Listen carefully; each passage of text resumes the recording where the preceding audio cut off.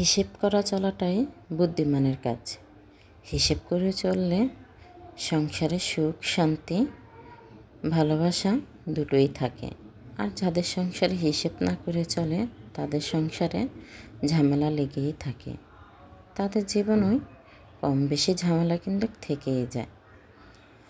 সেজন্য সবাই আমরা চেষ্টা করব হিসেব করে চলাটা খুবই প্রয়োজন। আসসালামু আলাইকুম, কেমন আছেন আপনারা সবাই?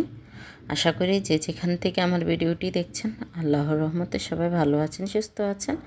আলহামদুলিল্লাহ আমরা ভালো আছি।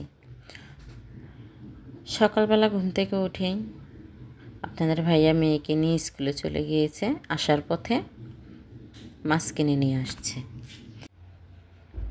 তো এখানে 1 মাসের জন্য মাছটা আমি আনিয়ে নিয়েছি।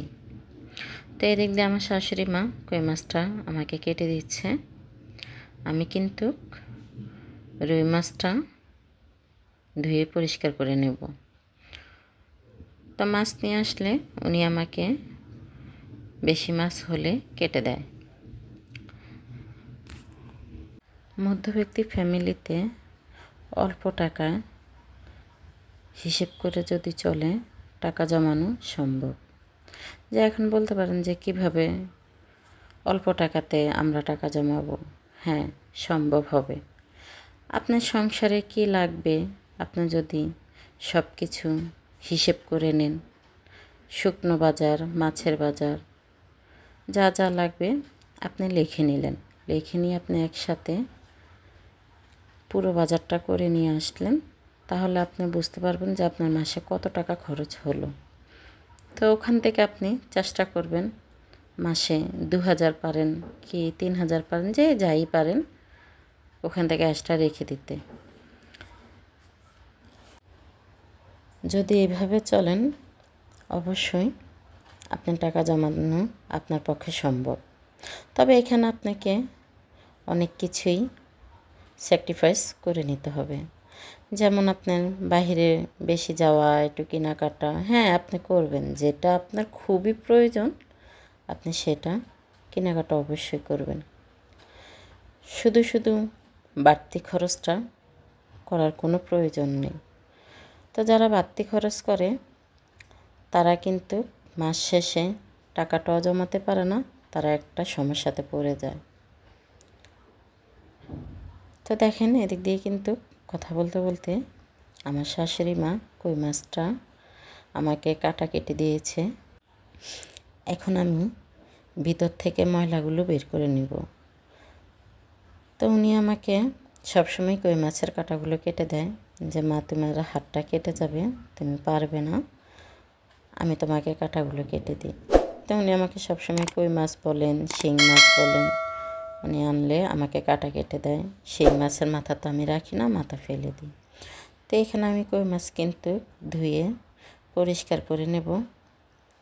এখন খুবই ভালো করে ধুয়ে নেব, যেহেতু মাছে গন্ধটাও না থাকে। এখন ভালো করে ধুয়ে পরে আবার আমি এখানে লবণ দিয়ে মাছগুলো ধুয়ে নেব। অনেকেই বলতে পারেন কেন জীবনে এত স্যাক্রিফাইস করে চলবো। স্যাক্রিফাইস করে তো চলার দরকার নেই, যখন যেটা প্রয়োজন হবে তখন সেটা করব। আমার মনে হয় স্যাক্রিফাইস করে চলাটা খুবই প্রয়োজন। যদি আমরা স্যাক্রিফাইস করে চলি, কার জন্য চলবো? আমাদের সংসারের জন্যই তো চলবো। আমাদের বাচ্চার ভবিষ্যতে চিন্তা করি তো আমরা চলবো, তাই না? সেজন্যই সব কিছু থেকে নিজেকে মানিয়ে নেওয়াটাই সবচেয়ে বেশি উত্তম কাজ। তো দেখেন আমার কিন্তু মাছ দেওয়া হয়ে গিয়েছে। আমি এখানে 4 পিস করে মাছ রেখেছি। এখন এটা ফ্রিজে রেখে দেব। এদিক দিয়ে এখন আবার রুই মাছটা কিন্তু আমি প্রথমে একটা ধোয়া দিয়ে নিয়েছি, এখন আবার ধুয়ে নেব। এই মাছগুলো দিয়ে কিন্তু আমি আমার এই মাছটা চালিয়ে নেব। তো আমি তো আপনাদের সাথে আমার রান্নার ভিডিও শেয়ার করি কম বেশি, আপনারা তো দেখবেনই। তো যে কথাটা বলেছিলাম হিসেব করে কেন চলতে হয়, আজ আমার নিজের কিছু কথা আমি বলি, এমন এক সময় গিয়েছিল যখন আমার বড় মেয়েটি হয়েছিল। মেয়েটির জন্য দুধ কেনার টাকাটা ঠিকভাবে আমার ঘরে ছিল না।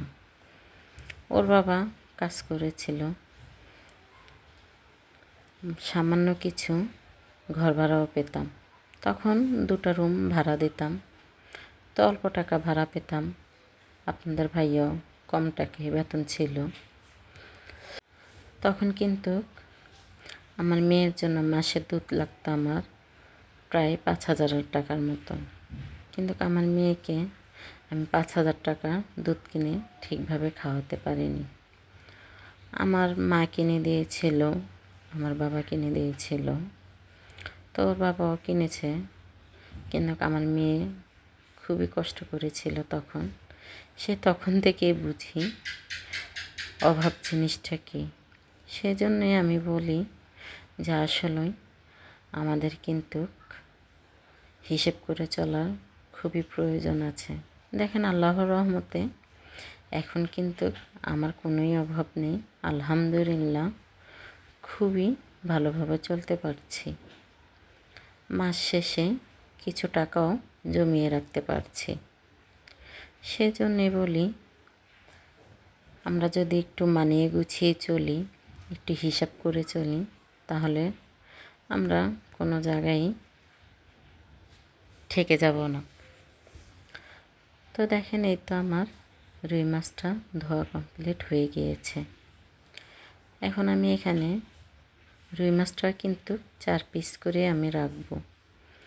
যখন রান্না করব মাছগুলোর পিস কিন্তু বড় বড়, তখন আমি 2 পিস করে নেব। তা আমি সবসময় এভাবেই মাছ রাখি, এত বেশি মাছ রাখি না, যেটুক প্রয়োজন ওইটুকুই রাখি। যেদিন একটু ভুনা করব সেদিন আমি এখান থেকে 2 ভাগে মাছ বেছিয়ে নেব।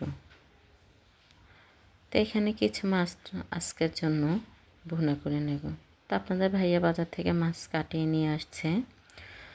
মাছটা কাটানো সুন্দর হয়নি, মাছের পেটিটা আলাদা করে দেয়নি।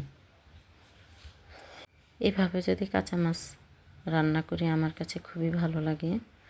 আগে আপনাদের ভাইয়া পছন্দ করতো না, উনি কখনোই কাঁচা মাছ খেত না, মাছ ভাজি করে দিতে হতো ওনাকে। তো এখন উনি খায়, এখন পছন্দ করে।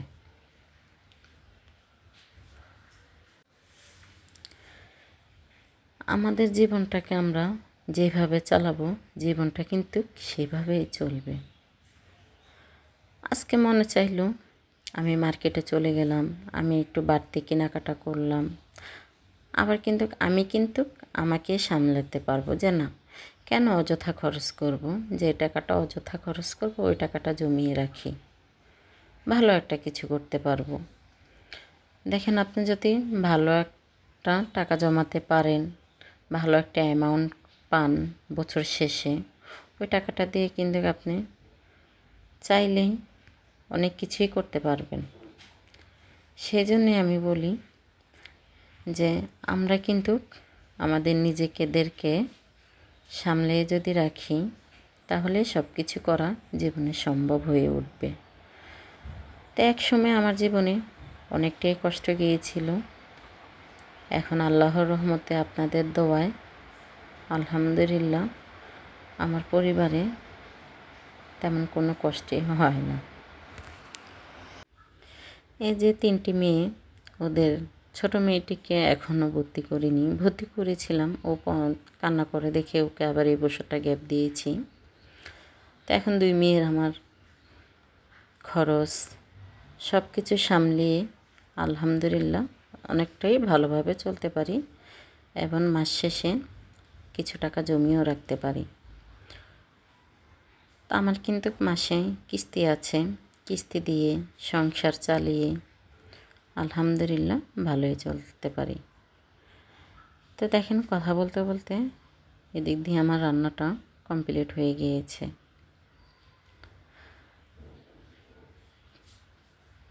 তো এই তো দেখেন, আপনাদের ভাইয়া বেতনের টাকা, এখানে ঘর ভাড়া এখনও পুরাটা আমার পাইনি।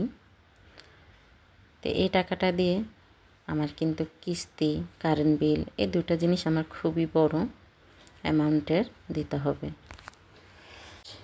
এখন আমি হিসাবটা করে নেব।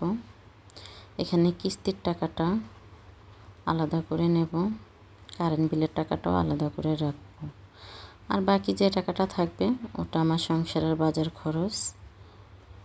আর এখান থেকে আমি আলাদা করে 2000 টাকা রাখবো।